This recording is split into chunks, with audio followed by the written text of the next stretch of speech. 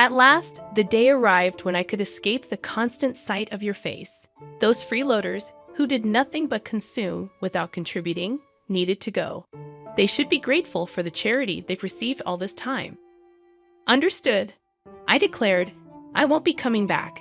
Thank you for everything until now. Swiftly, I gathered my essentials and bid farewell to the place I had called my in-laws' home for many years. As I left, my mother-in-law wore a satisfied expression, relishing my departure. However, only I harbored a certain poignant truth. My name is Sarah. I'm 32 years old and work remotely from home. Married to Alan for 5 years, our marital bliss took a turn in our 4th year when Alan's previously robust father fell ill, necessitating our presence and care. Initially resistant to the idea of living with my in-laws, I acquiesced due to Alan being their sole source of familial support. Despite contemplating quitting my job for his care, my company permitted me to continue working remotely, considering my past performance.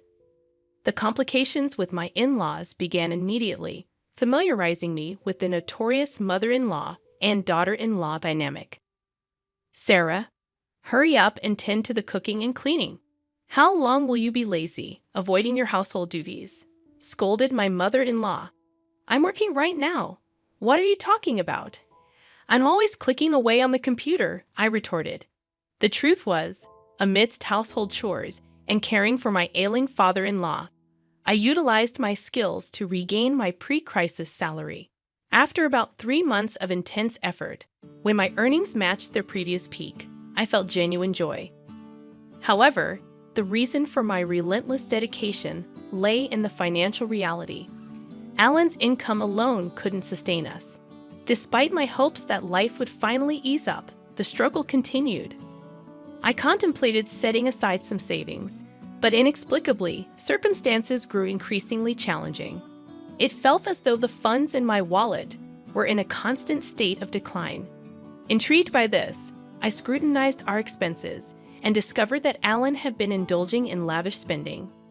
Furthermore, my mother-in-law exhibited a penchant for extravagant habits. Alan, always eager to please others, extended his generosity beyond work lunches, using our credit cards to fund drinking parties. My mother-in-law, juggling numerous hobbies with friends, liberally paid for lessons and social gatherings. Despite their profligate ways, the burden of household chores and caring for my ailing father-in-law fell solely on me. I found myself covering all our living expenses with my income, making the prospect of saving money seem like a distant dream. Anxious about our financial situation, I approached Alan and my mother-in-law. Alan, mother, it seems we've been spending excessively. If this continues, we'll deplete our finances. Could you please consider cutting back on your expenses? I implored. In response, Alan and my mother-in-law harshly dismissed my concerns. I don't want to appear stingy in front of my colleagues and subordinates. Can't you understand that? Argued Alan. They won't think you're stingy just because you don't pay for them every single time, I reasoned. Maintaining good relationships with your coworkers is important, but what about the trips to the girls' bars? That has nothing to do with work, I pointed out. You just want to have fun, don't you? How about you come home drunk and start talking about it, even if no one asks you? That just means you have a more enjoyable time there than spending time with me. I expressed my frustration. My mother-in-law sided with Alan, laughing off my concerns. I'm glad Mom understands, and she's right, Alan asserted. Meanwhile, my mother-in-law justified her spending, stating, if I didn't go to my classes, I'd just be cooped up at home. I'm taking classes with my friends to enjoy the limited time. I found myself grappling with the harsh words echoing in my ears, labeling me as a terrible daughter-in-law. Their judgmental remarks centered on the fact that I dedicated myself to household chores without earning an income, rendering me, in their eyes, without the right to voice complaints. The notion of being looked down upon by a homemaker left me perplexed. In truth, I worked diligently, contributing a steady income to the household while also managing the housework and caring for my father-in-law. Their skepticism and belittling tone, asserting that working from home couldn't yield much, were disheartening. Even more so, my mother-in-law had apparently fed Alan a distorted narrative, implying that she alone took care of my father-in-law, painting me as an idle homemaker. The injustice of their perception left me speechless. Despite the countless moments when I contemplated leaving that challenging environment, the anchor that held me was my deep concern for my father-in-law. Since the early days of my marriage, he had consistently treated me with kindness, in stark contrast to Alan and my mother-in-law. His expressions of gratitude, acknowledging me as a wonderful daughter-in-law, resonated in my heart. Whenever he required care, he would apologize for the burden while expressing gratitude for my efforts. In these moments, I found solace and purpose in caring for him. I couldn't fathom leaving him to the whims of Alan and my mother-in-law. Father-in-law, it seemed, had been keenly aware of the family's dynamics, recognizing my contributions in maintaining our household's financial stability. His words of appreciation, acknowledging the importance of my efforts, became a source of strength. The anxiety about the fate of this household without my presence was overshadowed by the greater concern for my beloved father-in-law.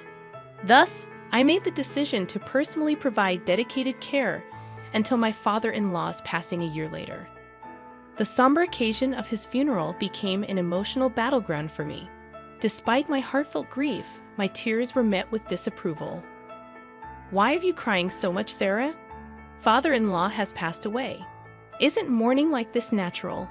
I was asked, but my response seemed to provoke irritation from my mother-in-law. She accused me of making it sound as if she had never taken care of him at all. The truth, however, was starkly different. My mother-in-law had hardly been involved in my father-in-law's care. Her preoccupation with hobbies and frequent outings left me as the primary caregiver. Despite my efforts, she portrayed herself as the oppressed and pitiful mother-in-law to outsiders, painting me as the cruel daughter-in-law. In the eyes of relatives, it seemed as though I was being too harsh on my mother-in-law. Even in the midst of mourning, I found myself criticized by those who understood little of the dynamics.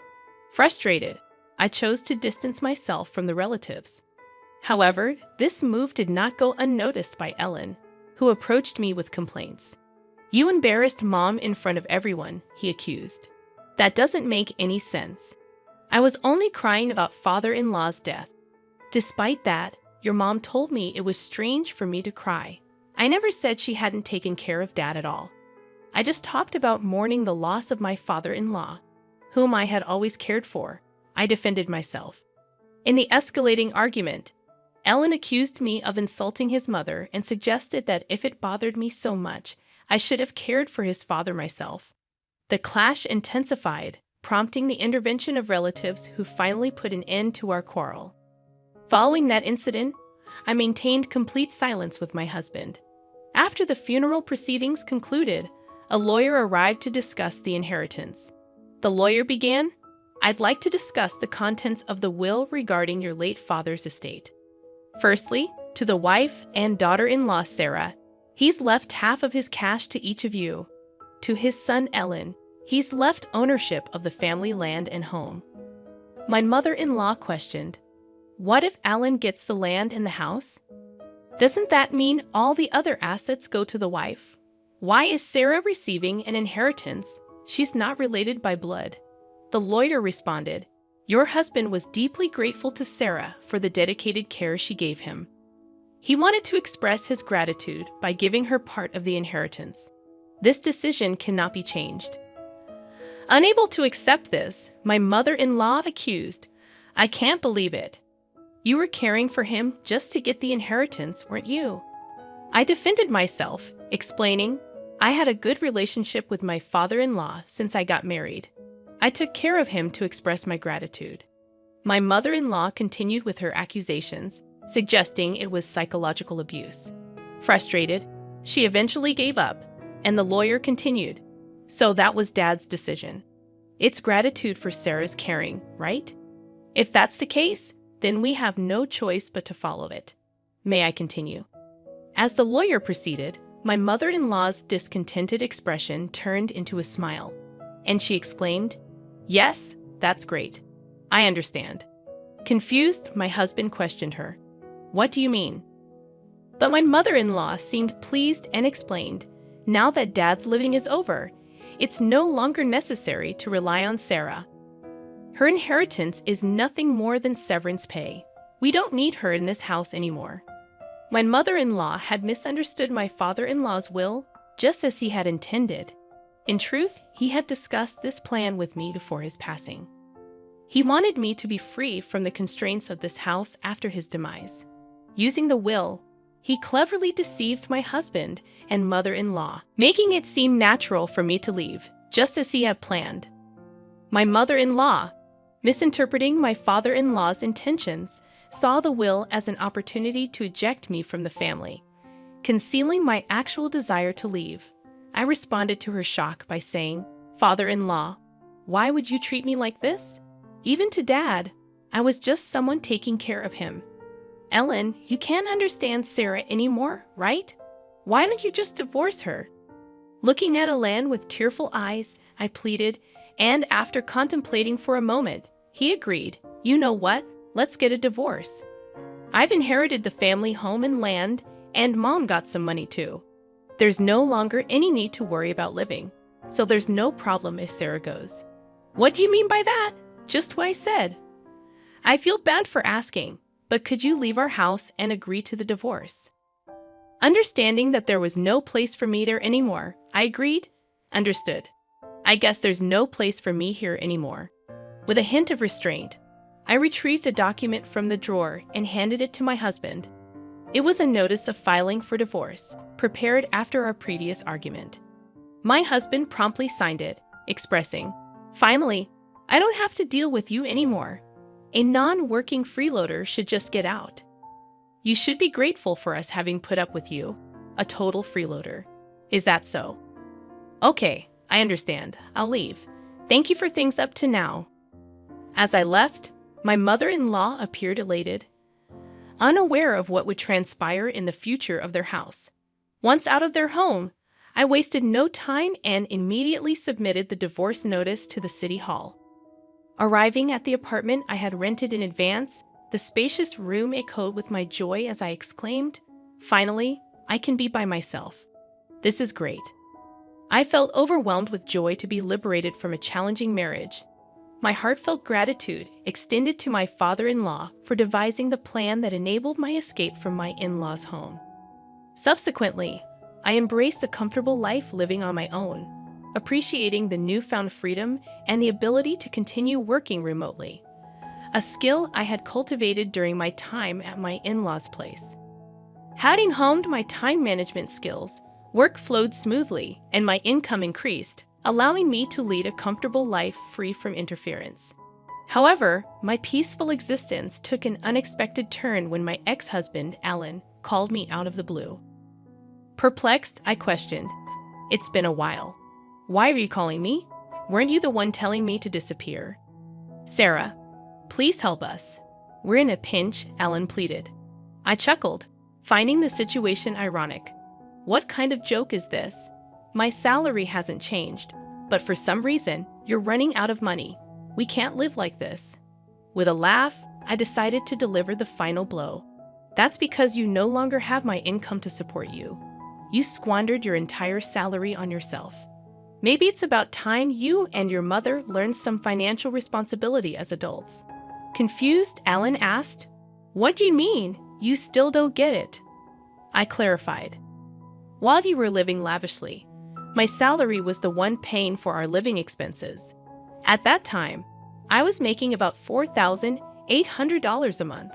Now I'm earning even more than that with no one to get in my way."